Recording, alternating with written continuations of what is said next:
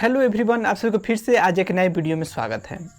तो आज हम लोग समझने वाले हैं कि हमारे प्रायद्वीपीय भारत की जो भी तट है उसको हम लोग किसी खास नाम से हम लोग जाने जाते हैं। तो जो भी प्रायद्वीपीय भारत का तट है उसे हम लोग काफ़ी विस्तार से कौन सा तट का क्या नाम है उसको हम लोग काफ़ी विस्तार से आज के वीडियो में समझने के हम लोग प्रयास करेंगे।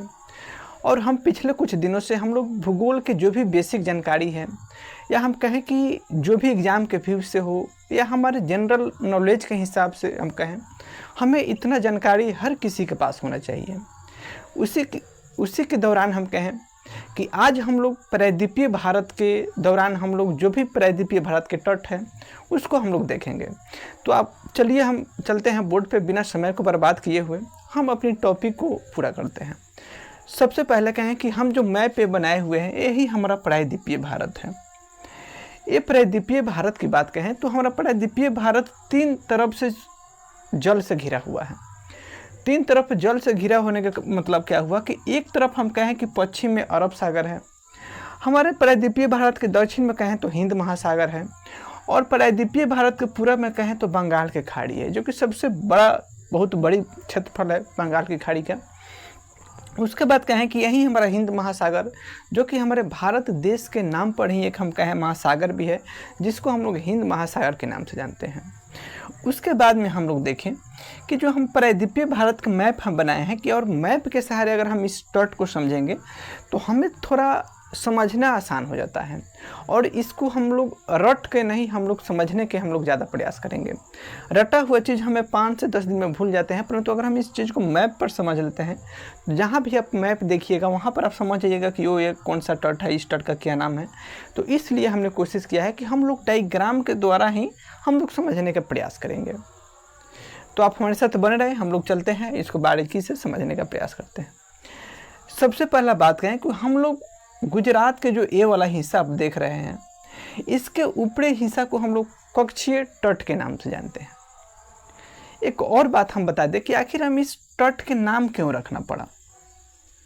ऐसे तो हम जानते हैं कि यहाँ पे हम गुजरात है, मुंबई है, तो हम लोग तट के नाम इसलिए दिए कि मान लीजिए कि यहाँ पे बहुत सारा बंदरगाह है, नेशनल इंटरनेशनल, यहाँ पे किसी भी तरह के कहीं पर भी कोई तरह का हादसा हो सकता है। तो हम किसी जगह का अगर हम नाम अगर दे देते हैं तो वहाँ पे अगर किसी तरह का घटना होगा, चाहे किसी भी तरह के वहाँ पर कोई गतिविधि होगा, तो हमें डायरेक्ट इसी क्षेत्र के बारे में हमें जानकारी मिलेगा, और इस क्षेत्र को कवर करना काफ़ी हमें आसान हो जाता है। इसलिए हम इस क्षेत्र को नाम दे दिए हैं।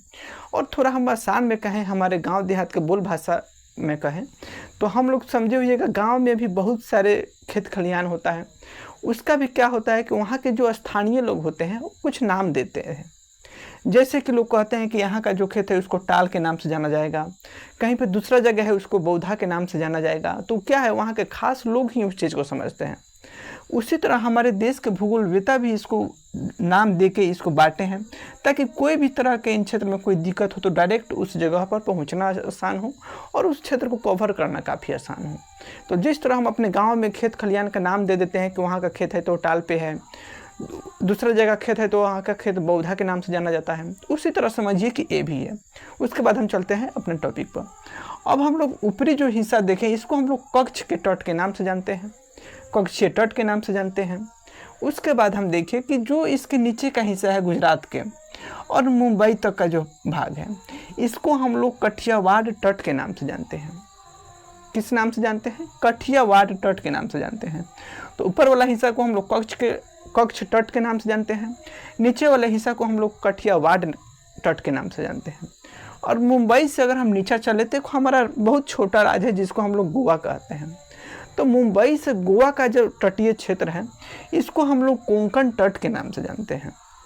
मुंबई से लेके गोवा तक कोंकण तट के नाम से जानते हैं। और गोवा से लेके मंगलोर, यही मंगलोर कहें कि कहाँ है, तो कर्नाटक में मंगलोर एक जगह है जो कि समुद्र के किनारे है। इस तट को हम लोग मंगलोर तट के नाम से जानते हैं। तो यहाँ पर हम लोगों ने 4 देखा। पहला क्या है? कच्छ का तट, उसके बाद में कठियावाड़ तट, उसके बाद में कोंकण तट, उसके बाद में मंगलोर तट। अब उसके बाद में हम कहें कि जब कर्नाटक के मंगलोर से लेके और प्रायद्वीपीय भारत के सबसे दक्षिणी बिंदु कन्याकुमारी तक का भाग कहें तो यहाँ का हम लोग क्या नाम देते हैं कि मालाबार तट के नाम से जानते हैं। मंगलोर से कन्याकुमारी तक का जो तटीय क्षेत्र है उसको हम लोग मालाबार तट के नाम से जानते हैं। इसको थोड़ा आप 4-5 बार थोड़ा ध्यान देना होगा, मैप अपने आप खुद से बना के, और वहाँ पे जब इसको लिखने का प्रयास कीजिएगा तो स्वतः आपको याद हो जाएगा हमेशा के लिए। उसके बाद में देखें कि कन्याकुमारी से और विशाखापट्टनम कहें कि यही हमारा आंध्र प्रदेश का तटीय जगह है, वहाँ तक का जो क्षेत्र है इसको हम लोग कोरोमंडल तट के नाम से जानते हैं। कन्याकुमारी से विशाखापट्टनम तक हम लोग कोरोमंडल तट के नाम से जानते हैं। और विशाखापट्टनम से जो ऊपरी भाग है, जो कि वेस्ट बंगाल तक का जो हिस्सा है, इसको हम लोग उत्तरी सरकार तट के नाम से जानते हैं। उत्तरी सरकार तट को भी हम लोग 2 भागों में बांट देते हैं। एक विशाखापट्टनम से यहाँ पर एक महानदी आती है जो कि यह उड़ीसा के क्षेत्र में है, तो हम लोग विशाखापट्टनम से लेके और महानदी तक का हम लोग गोलकुंडा तट के भी नाम से जानते हैं। और यही कहें कि महानदी का जो ऊपरी भाग है इसको हम लोग उत्कल तट के भी नाम से जानते हैं। तो जो उत्तरी सरकार तट है उसमें हम कहें कि 2 तरीका का हम लोग तट भी देते हैं। उत्तरी सरकार तट में नीचे वाला का जो हिस्सा है उसको हम गोलकुंडा तट के नाम से जानते हैं, ऊपरी वाला जो हिस्सा है इसको हम लोग उत्कल तट के नाम से जानते हैं। अब एक बात देखें कि हम लोग तट के सहारे जो भी नाम है उसको हम लोग समझने का प्रयास कर लीजिए। इसके बाद क्या होता है कि तट के किनारे बहुत सारा झील भी होता है, तो हम लोग उसको खास नाम देते हैं। यह सिर्फ आपको NCERT बुक में ही यह देखने को मिलता है, बाकी अदर बुक में आपको कहीं नहीं मिलेगा। तो जो समुद्र के किनारे जो झील है उसको हम लोग नाम क्या देते हैं, कयाल। यानी समुद्र के किनारे जो भी झील है उसको हम लोग कयाल नाम देते हैं। तो आप ये समझ जाइएगा, कहीं भी कयाल लिखा होगा तो वो समुद्र के किनारे स्थित कोई झील है। उसके बाद में हम लोग देखें पुन्नामादा झील है, यहाँ पे है केरल के भाग में पुन्नामादा, यानी पुन्नामादा झील है, केरल के हिस्से में है।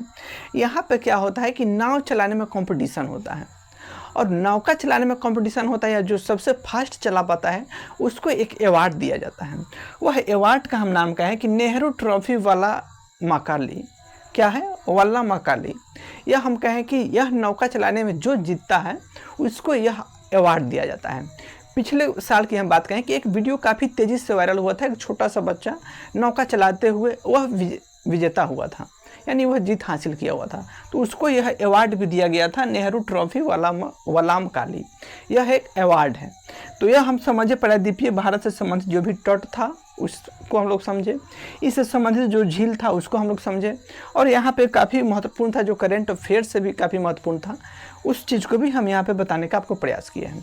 हालांकि आप इस वीडियो से क्या समझे, क्या सीखे, आप अपना भी इसमें फीडबैक बताना मत भूलिएगा, ताकि हो सकता है कि और बेहतर से बेहतर हम इसको बना सकें। तो जब आप इसमें कुछ कमी बेसी बताइएगा तभी हम इस पर अपना ध्यान देंगे उस चीज़ को सुधार करने में। वहाँ पे हम कभी भी खराब नहीं मानेंगे। अगर किसी भी तरह का आप सुझाव हमें देते हैं तो हम उसे राय समझ के उसमें हम बेहतर करने का प्रयास करेंगे। हालांकि फिर मिलते हैं हम लोग नेक्स्ट वीडियो में। अब इनके लिए जय हिंद, जय भारत।